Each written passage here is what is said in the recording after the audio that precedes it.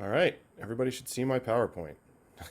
um, so I'm Anders Tobiason. I'm the multimedia development and user experience librarian at Boise State University. It's my first year there. I recently moved to Boise from Portland, but I'm actually originally from Western Massachusetts. I went to UMass as an undergrad and grew up in Amherst, Mass. So I'm pretty familiar with where a lot of you are. All right, so I'm just going to get started, and we'll go from there. So the title of my presentation today is "The Model Information Literate Individual is White: White Language Supremacy and the ACRL Framework for Information Literacy." I'm going to start with a question: Who defines information literacy? And perhaps even better, who is the ideal information literate individual? While the framework essentially eschews standards and wrote ways of assessing who is and is not information literate, the language of the framework makes it clear who the aspirational information literate individual should be. I'm going to give you a hint. They're white. So how do I know this? Through the concept of white language supremacy. Understanding how white language supremacy functions gives us a way to interrogate how the model information literate individual is coded as white. Okay, so let's step back just a second. What is whiteness? Or better, how can we understand how whiteness functions? Let's look at a little definition of whiteness. I'm not going to read out the whole thing. The key points are that it's a socially and politically constructed behavior, and that whiteness represents a position of power, where the power holder defines social categories and reality, the master narrator. Whiteness is often unnamed. We do not name it white American culture, because to do so would be to show the moniker white would be a marker of difference, on par with other races. That's not how whiteness works. It lies at the background, at a level where most folks operating under its sphere cannot recognize it, especially when it benefits them.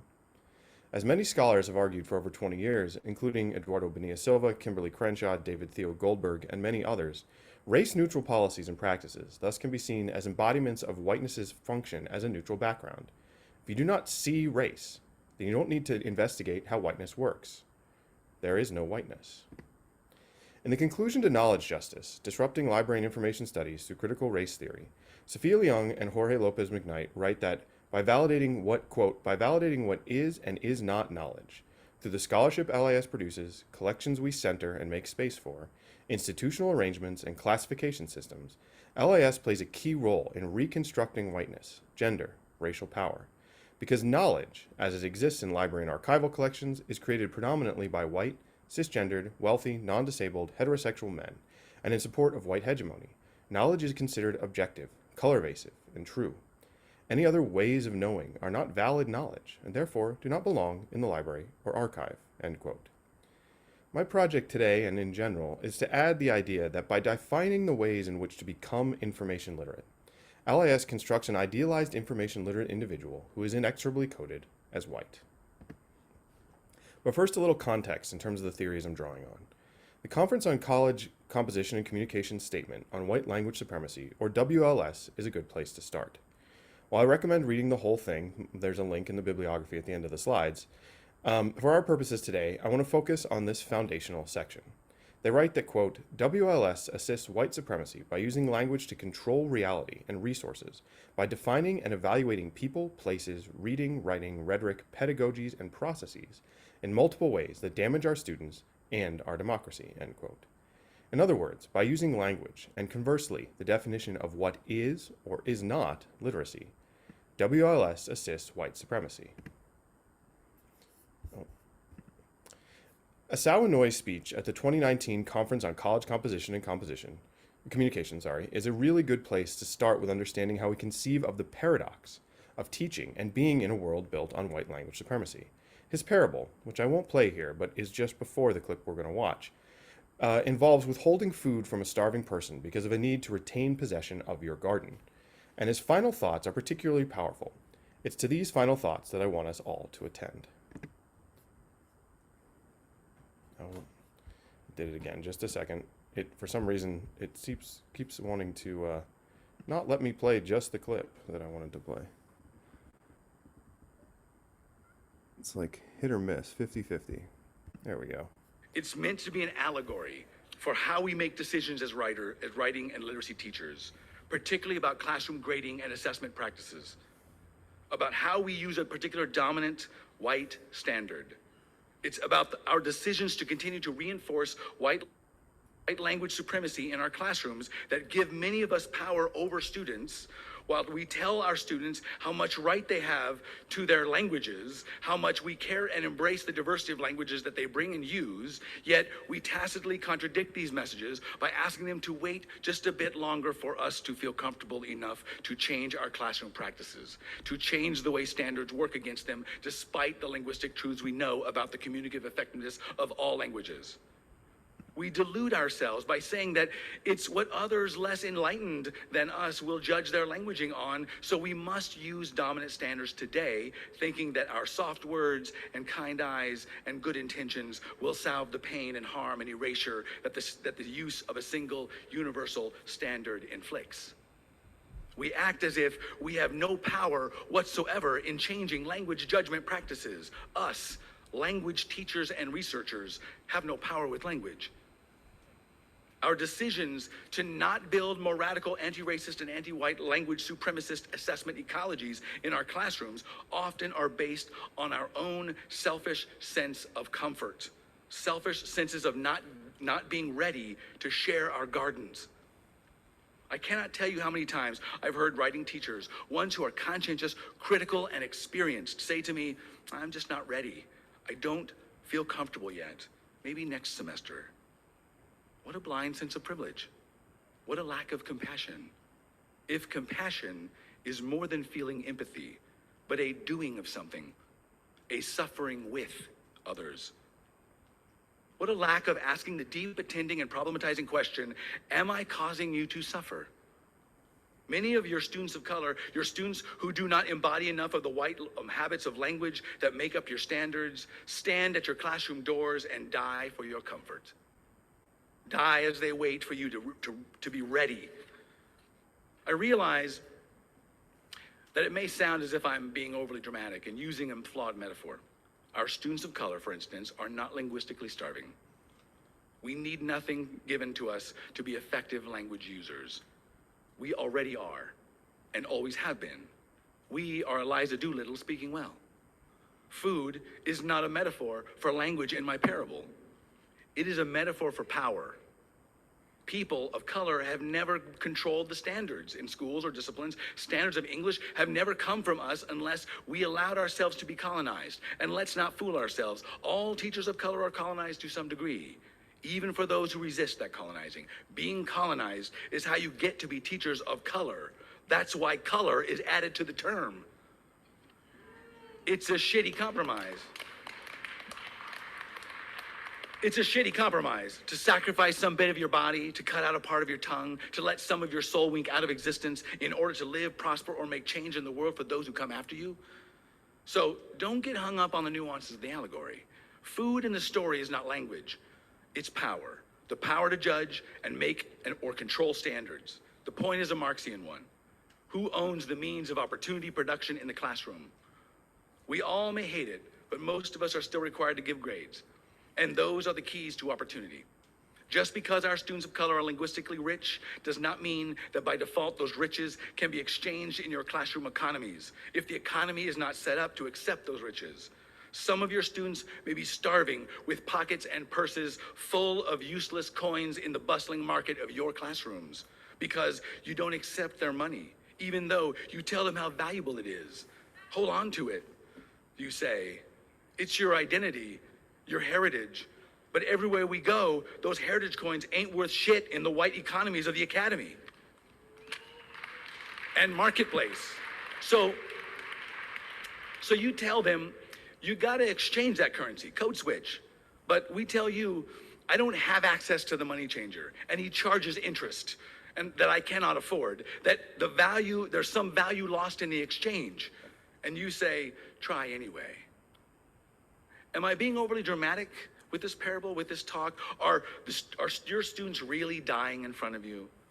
Do we, students, teachers, and academics of color, really cut out a fleshy chunk of our tongues just to have the pleasure of pretending to be the equals of whites in the academy?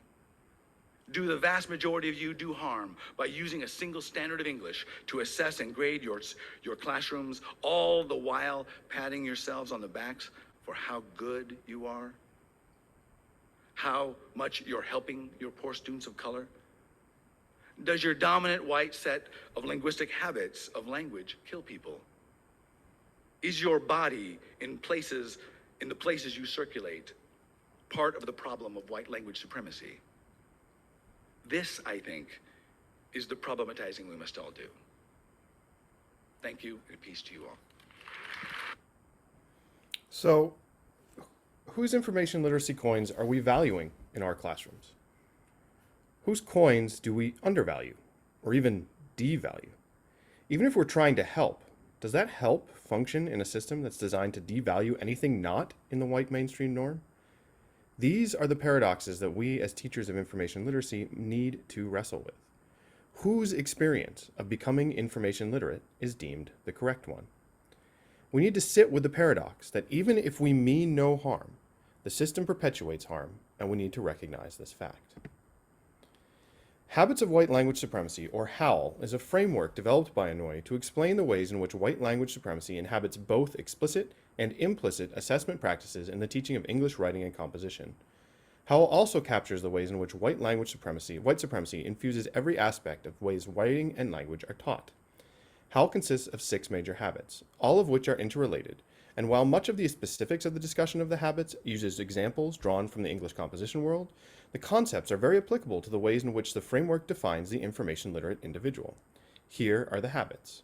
They are an unseen naturalized orientation to the world, hyper-individualism, a stance of neutrality, objectivity, and apoliticality, individualized, rationalized, controlled self, rule-governed, contractual relationships, order, clarity, and control. Clarity, order, and control, sorry. As we shall see, a lot of these habits can be easily found in the language used to describe the information literate individual.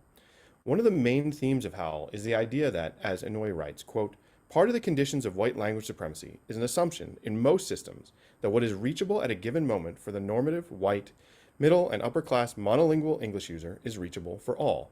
The assumption is often cloaked in narratives or justifications that use meritocracy and fairness, such as everyone must be judged by the same standards, without asking who tends to be the most advantaged by the use of such universal standards, end quote. We can see this assumption play out in multiple ways throughout the ACRL framework. I also draw in on antiracist Black language education and pedagogy. This pedagogical stance was created by April Baker Bell. She writes that it, quote, provides Black students with critical literacies and competencies to name, investigate, and dismantle white linguistic hegemony and anti-Black linguistic racism, end quote. Her work highlights how asking Black language speakers to code switch in order to succeed and punishing them for not switching to white mainstream English causes real harm not only to their language but to their very sense of self. As non-white students' language is devalued, so are they. The idea of real harm is echoed across Inouye's work as well. As we saw in the above speech, he references the idea that words have real violent consequences. And in his book, he goes even a little further, in a way that we in libraries must really consider. He writes that, quote, sticks and stones may break my bones, but words, they can wound our psyches, break our spirits, harm us in ways that keep hurting long after the exchange is over. Words make us as much as we make them. This means they also hurt and help us, wound us and salve the wounds that need healing.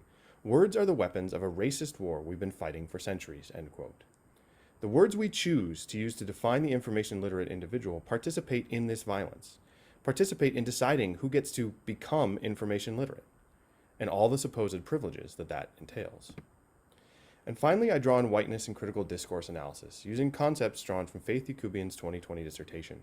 She writes that, quote, objectivity, the concept of concerted mastery and autonomy are leading canons of whiteness, reinforced by ideas of individuality and privatization or proprietorship, end quote, and then goes even further to remind us that, quote, the double standard that requires racially and ethnically marginalized persons to assimilate into white culture in order to be heard, but does not require white culture to acclimate to these same persons' cultures, vindicates white culture of the harm it causes by making being listened to conditional.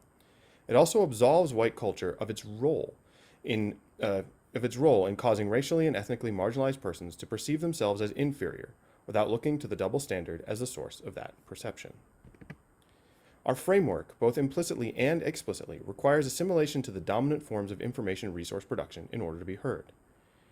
Interestingly, HOWL encompasses much of the above theory in a way that gives us access to a more concrete way to uncover the framework's implicit and explicit standards and assessment practices, how the framework's implicit and explicit standards and assessment practices enshrine white language supremacy.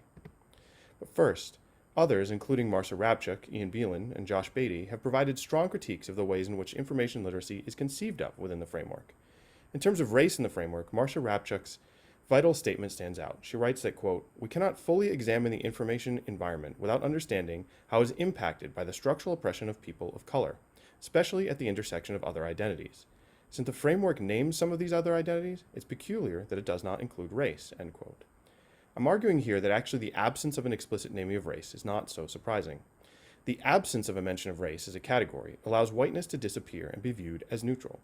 It also creates a situation in which the ideal information literate individual is raceless, is, in other words, white. So let's see some of the ways whiteness operates at the core of the framework. Let's start with the very idea of developing information literate abilities. It implies that all relationships to information not mentioned in the behaviors are illiterate. It can also be a tool to oppress those who do not conform to the dominant standard of information as commodity and literacy as mastery as defined in the framework. As Josh Beatty states, quote, "I believe that relative to its overall place within the library, information literacy is of outsized importance as a potential tool of oppression. Information literacy does not merely target the contents of the mind, but consciously tries to change individuals' cognitive processes," end quote. So to become information literate is to change one's cognitive processes, and more specifically, to change one's cognitive process to fit the dominant culture of the individual master of information. There are two obvious HOWL dispositions embodied in the concept of developing information literate abilities. They are unseen naturalized orientation to the world and hyper-individualism. Let's start with unseen naturalized orientation to the world. The way Inouye discusses this habit is important. This habit means an assumption that what the white teacher assumes is universal for themselves is actually universal and accessible to all. It denies the specific white orientation of whether the defined information literate abilities are indeed accessible to all by quite literally never talking about it or acknowledging it. And it also assumes a definition of information literacy that really cannot be seen as universal, but yet suggests that it is so. The dispositions, the knowledge practices, and the descriptions of the frames themselves all assume a kind of universality, which is also a hallmark of whiteness. Inouye calls this the God trick. In the God trick, quote, "Facts are just facts, not created or manufactured by people, processes, or language. Contexts are de-emphasized or ignored. Ideas from this orientation can be outside of the people who articulate them. A rubric or set of language expectations in a classroom, for example, is assumed to be apolitical, outside of the gendered and racialized people who made it, and the racialized and class groups and places that these people come from," end quote. The framework invokes this kind of apolitical language on a regular basis, and assumes its vantage point on what constitutes information literacy to be universal. To be objective, it thus does not have to engage with questions of context, of power, of who gets to become information literate. And now, hyper-individualism.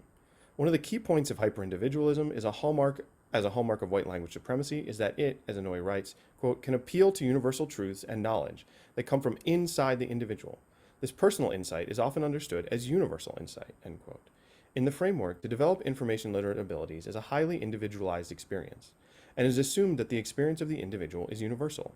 One does not need to participate in a community that becomes information literate together, or defines information literacy as something outside of the dispositions of the frame. The frame defines the information literate individual in the singular. This is a way in which whiteness is again encoded as a neutral background.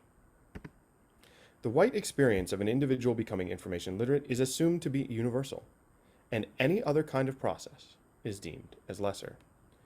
April Baker Bell again has important wisdom to impart here. Quote, "Any instruction that emphasizes the importance of white mainstream English over all other linguistic forms is especially dangerous for white students and other linguistically marginalized students of color, as it communicates to them that being black and speaking in black language are insufficient," end quote. The very language of becoming information literate makes this kind of deficit thinking explicit. In other words, it's saying that here are the tools to become information literate as long as information literate is defined as individual mastery within the defined frame of the academy and white mainstream English. Any other relationship, any kind of collective or alternative way of understanding the relationship between information and society is therefore deemed illiterate. This leads us naturally to interrogating the frame, scholarship as conversation. Let's start with the final disposition.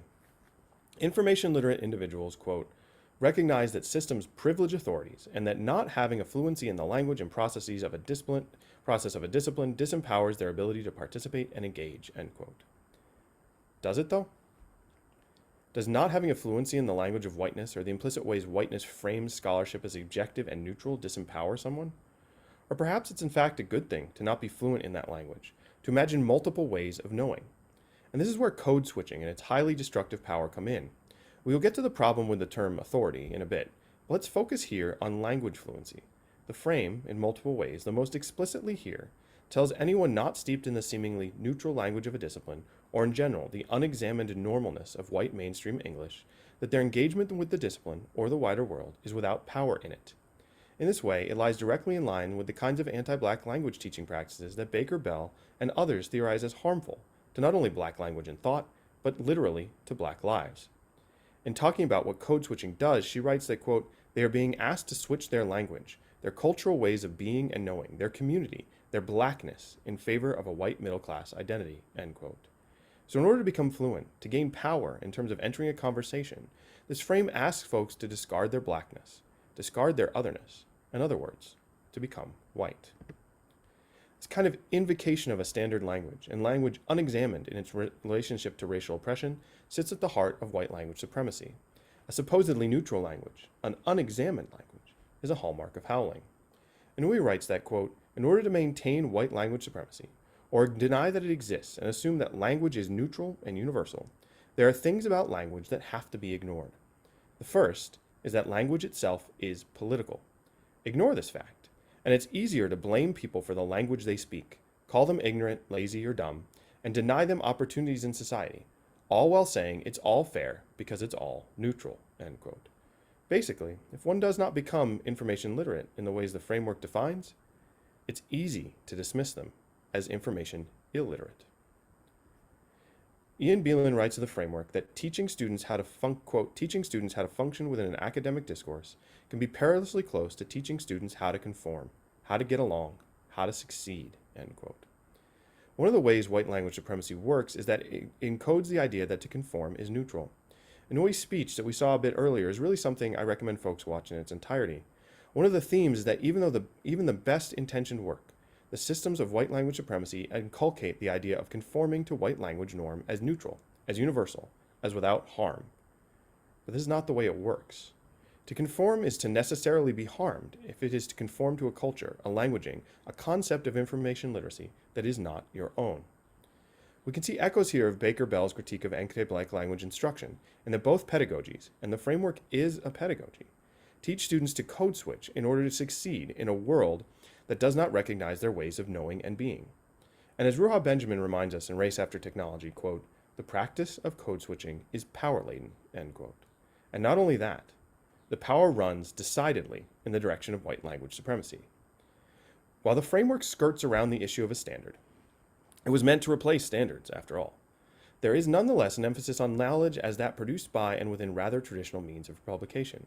It's not to say that understanding traditional means is not important. It most definitively is. But by not mentioning race, by not making explicit who has been excluded from the ability to make contributions, it creates a situation where disciplinary knowledge is deemed as neutral. Indeed, the problems of context and neutrality plague the framework more generally. By this, I mean that the process of entering into conversations is portrayed as neutral, the process of searching is portrayed as neutral, even the frame information has value assumes a kind of neutral actor in complete control of how they choose to distribute their personal information. That frame is particularly problematic. These points illustrate this issue. This is directly from the framework. Information literate individuals, 1, understand how and why some individuals or groups of individuals may be underrepresented or systematically marginalized within the systems that produce and disseminate information. 2, decide where and how their information is published. 3, understand how the commodification of their personal information and online interactions affects the information they receive and the information they produce or disseminate online. And 4, make informed choices regarding their online actions in full awareness of issues related to privacy and the commodification of personal information. The HOWLs, stance of neutrality, objectivity, and apoliticality, and clarity, order, and control, and rational, controlled self, have much to say about this issue. Inouye's discussion of the individualized, rationalized, controlled self contains this thought, quote, "This makes social and cultural factors into external constraints on the individual, which must always be ignored or overcome. Meaningful issues and questions always lie within the rational self," end quote. The question we need to ask is exactly who is able to make informed choices? Who is able to decide where and how their information is published? In other words, whose privilege allows them these affordances? And his discussion of clarity, order, and control contains this nugget, quote, "Thinking, rationality, knowledge are apolitical, unraced, and can be objectively displayed. Words, ideas, and language itself are disembodied or extracted from the people and their material and emotional context from which the language is created or exists," end quote. The idea that knowledge is unraced is explicit in the framework. While it seemingly names alternative authority figures, it never mentions race. It also never suggests that there is anything wrong with the status quo. In other words, the framework frames knowledge as having value, but not as having use as a tool of oppression. Information literacy is not framed as such a tool. Indeed, there is a liberatory sense to how the framework discusses how information literacy can work for the individual. But, as Inouye powerfully writes, quote, "Literacy may be the key to liberation, but not all literacies liberate. Who controls literacy and its standards? Where do these things come from?" End quote. Does the way information literacy is defined liberate those who do not fit into the established norms? And also, is the defined mode of information literacy even possible for most folks who are not white, middle class, and monolingual? These are the paradoxical questions we all need to sit with. They're the ones I sit with as I give this presentation. I'm coming to wonder if the framework's definition of the information literate individual might not really be a tool of liberation for all our students. And it seems a bit obvious to state, but the entire frame, and the framework as a whole, portray these actions as neutral, as objective, as apolitical. Many white middle-class English-speaking individuals certainly can decide when and how their information is published, but this is far from being universal. And yet, the framework suggests this is so. Or, better, it suggests that it should be so for the information literate individual. Yakubian provides some really fascinating insight here. She writes that, quote, "For example, anti-racism, as an educational framework and pedagogical approach, challenges the epistemological presumption that stating something as neutral is insulated from subjectivity. This way of knowing, which reflects explanation of reality through the human sciences, assumes that there is not a stake for the speaker in neutrality's plausibleness," end quote. The framework frames information and information literacy as neutral concepts, and it also assumes that there is no stake in this, that claiming neutrality for these concepts does not come at a cost. But we know it does. We know that information literacy has been wielded as a weapon and that not becoming information literate in the framework defined ways is perceived of as failing. This is where the anti-racist approach, though, becomes so important. It questions the very idea that we can state something as neutral without acknowledging our own subjectivity in that statement. Neutrality only works for those who can wield it as a weapon. Oops, sorry, gotta go back one more. The information as value frame has another key contribution to make, though, in terms of understanding how the information literate individual is coded as white. These 2 points are key. This is from the framework again. They recognize issues of access or lack of access to information sources, and 2, are inclined to examine their own information privilege. So, an information literate individual merely recognizes, but does nothing to change issues related to lack of access, and then examines their own information privilege? So who has these affordances in the classroom economy? Who can afford to interrogate their information privilege? And again, we see a kind of neutrality invoked in which recognizing issues is deemed good enough. The God trick is present again, with an assumption that the coins used and exchanged naturally by white middle-class English language users are those that are attainable for all. This sense of an individual recognizing their own privilege is again a HOWL. And this turns us towards commodification. The lack of a discussion of the problems with commodification of personal knowledge suggests that this commodification is apolitical, unraced, and somehow objective. Becoming information literate, according to the framework, requires this objectification of information, and personal objectification at that. And this is a major HOWL, one that suggests that to become apolitical is actually the goal. We can see this across the framework, where recognizing, examining, etc. are suggested as behaviors without any action associated with this process. And it requires us to speak in only one way. Jamila Liascott has something to say about that in her incredible spoken words piece, 3 Ways to Speak English. Let's have a listen.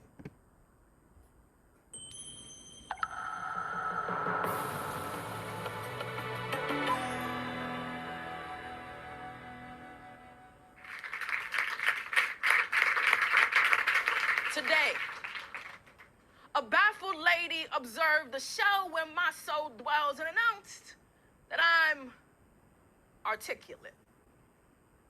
Which means that when it comes to enunciation and diction, I don't even think of it because I'm articulate. So when my professor asks a question and my answer is tainted with the connotation of urbanized suggestion, there's no misdirected intention. Pay attention because I'm articulate. So when my father asks, what kind of thing is this? My articulate answer never goes amiss. I say, Father, this is the impending problem at hand, and when I'm on the block, I switch it up just because I can. So when my boy says, what's good with you, son? I say, I just fall out with them people, but I done. And sometimes in class, I might pause the intellectual sound and flow to ask, yo, why these books never be about my peoples? Yes, I have decided to treat all three of my languages as equal because I'm articulate. But who controls articulation? Because the English language is a multifaceted oration subject to indefinite transformation. Now you may think that it is ignorant to speak broken English, but I'm here to tell you that even articulate Americans sound foolish to the British. So when my professor comes on the block and says hello, I stop him and say, no, you're being inarticulate. The proper way is to say what's good. Now, you may think that's too hood. That's not cool. But I'm here to tell you that even our language has rules. So when mommy mocks me and says, y'all be mad going to the store, I say, mommy, no, that sentence is not following the law. Never does the word mad go before a present participle. That's simply the principle of this English. If I had the vocal capacity, I would sing this from every mountaintop, every suburbia, and every hood. Because the only God of language is the one recorded in the Genesis of this world saying it is good, so I may not always come before you with excellency of speech, but do not judge me by my language and assume that I'm too ignorant to teach because I speak 3 tongues. One for each, home, school, and friends. I'm a trilingual orator. Sometimes I'm consistent with my language now and switch it up so I don't bore later. Sometimes I fight back 2 tongues while I use the other one in the classroom. And when I mistakenly mix them up, I feel crazy like I'm cooking in the bathroom. I know that I had to borrow your language because mine was stolen. But you can't expect me to speak your history wholly while mine is broken. These words are spoken by someone who is simply fed up with the Eurocentric ideals of this season. And the reason I speak a composite version of your language is because mine was raped away along with my history. I speak broken English so the profusing gashes can remind us that our current state is not a mystery. I'm so tired of the negative images that are driving my people mad. So unless you've seen it rob a bank, stop calling my hair bad. I'm so sick of this nonsensical racial disparity, so don't call it good unless your hair is known for donating to charity as much as has been raped away from our people. How can you expect me to treat their imprint on your language as anything less than equal? Let there be no confusion. Let there be no hesitation. This is not a promotion of ignorance. This is a linguistic celebration. That's why I put trilingual on my last job application. I can help to diversify your consumer market is all I wanted them to know. And when they call me for the interview, I'll be more than happy to show that I can say what's good, what's agwan, and of course, hello. Because I'm articulate. So, as we saw, the framework, and she's incredible. Yes, I would agree in the chat. I think she also might teach at UMass. But anyway, the framework's definition of the information literate individual does not allow for those profusing gashes. Indeed, it asks folks who might have those gashes to hide them. But what if the purpose of being asked to code switch, to merely understand your institutional marginalization, is to try to make that trace disappear? What if we were to imagine a kind of information literacy that disregarded the individual authority for the collective, which allowed the trace of stolen languages to flourish? Where might that lead us? It would certainly lead us away from the kind of authority talked about and framed as normative, and the authority is constructed and contextual frame. This is where the unnaming of race that Rapchick so rightly criticizes comes in. And it's also the place where authority is enshrined as something an individual possesses or is granted, or a work is granted. Authority, in other words, is not shared. This framing of authority howls. The paragraph description of the authority frame contains within it this sentence, quote, experts understand the need to determine the validity of information created by different authorities and to acknowledge biases that privilege some sources of authority over others, especially in terms of others' worldviews, gender, sexual orientation, and cultural orientations, end quote. This is where race is conspicuously absent, as Rabchik points out. But there's something else going on here as well. The concept of authority, the very word itself, is problematic. To become an authority, one must uncritically embrace the idea that a singular authority should exist. This is further problematized when we historicize the idea of authority and ask what the power relationship between novice and expert is. This power relation, historically, has been leveraged to ensure that only certain kinds of people can become authorities or experts. And while the frame nods towards this, it still presents this fact as neutral, as just something that is, not something that needs to or should be resisted. Yakubian has an important contribution here. She writes that, quote, the concepts of mastery and authority in the academy reverberate a colonial episteme of domination by assuming that encounters with the world should convert to information that humans consume, more like devour, master, end quote. One cannot help but see the parallels between this critique and the language of the framework. Becoming information literate, in other words, requires one to become an authority, whether one's relationship with the world is that way or not. This idea easily aligns with a thread throughout HOWL, namely of the autonomous individual in a contractual relationship with another individual for the benefit of individuals rather than the collective. And we see this again and again in the individualized approach to becoming information literate enshrined in the framework. The individual becoming information literate becomes so on their own, using the tools, habits, and dispositions of the framework certainly, but actively seeks to become a contributor in the information ecosystem they inhabit. In other words, they seek to own the means of production, rather of information, in order to exchange this product for more authority. And again, it assumes that what's reachable for the authority is reachable for all. It is ahistorical, apolitical, and perhaps colorblind. And this brings me to the final thread that runs throughout the framework and is certainly a howler. This is that becoming information literate is conceived of in the framework as a colorblind process. We see this throughout, not only by the lack of an explicit mention of race, but by numerous instances of that God trick again. In other words, where the experience of the model information literate individual in the framework is assumed to be universal and is unexamined as such. There are no overt displays of racism in the framework. In fact, it's at pains to paint itself as multicultural, as race neutral. But as we know, race neutral is anything but. By not grappling with the ways in which whiteness remains the dominant frame of the academy, and by utilizing the language of domination and authority, the framework aligns itself nicely with a worldview that suggests that the model information literate individual is raceless, is, in other words, white. The framework utilizes HOWL to suggest that what is available to a certain type of white person is available to all.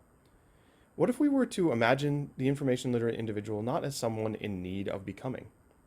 What if we were to conceive of our relationship to information as complementary, not as novice and expert, not as authority, not as gained or in need of gaining? Let's more than celebrate the trilingual. Let's center it, revel in it, aspire to become it, rather than the other way around. Thank you very much. And that's the bibliography. I'm going to share the slides again, and then I will stop sharing my screen.